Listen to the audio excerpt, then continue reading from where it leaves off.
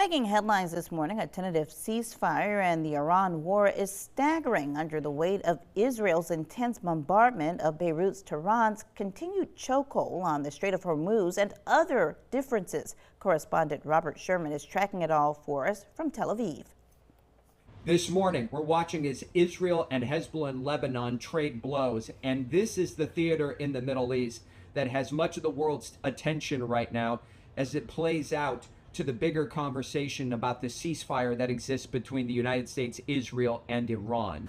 There's a distinction to be made here because there is a difference in understanding between the two sides. The U.S. and Israel believe this is a separate theater and does not apply to the ceasefire. Iran, however, saying something different. Their foreign minister says the Iran-U.S. ceasefire terms are clear and explicit. The U.S. must choose ceasefire or continued war via Israel. It cannot have both.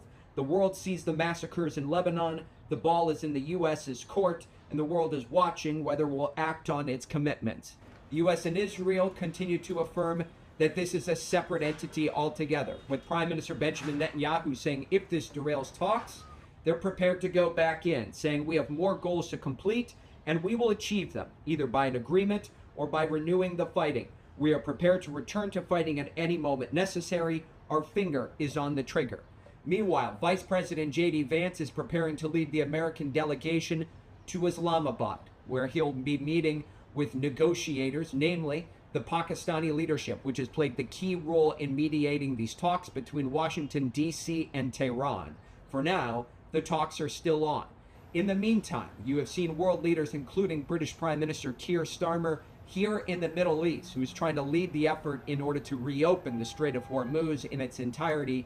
You've had dozens of countries coming out saying they're prepared to help open the Strait of Hormuz and ensure freedom of navigation, though they have not made formal commitments as to exactly what their role will be. That was Robert Sherman reporting. The United States and Iran remain far apart on several issues, mainly who will end up controlling the Strait of Hormuz, but also whether Iran will hand over its enriched uranium. The Trump administration says the U.S. is willing to work with Iran to remove it, if necessary. In a crime and safety alert back here at home, police are asking for your help after a series of thefts and property damage incidents in the Lanier Drive area in Statesboro. Take a look at this video on your screen. Over the past few weeks, officers and detectives have responded to several apartment complexes near Robin Hood Trail.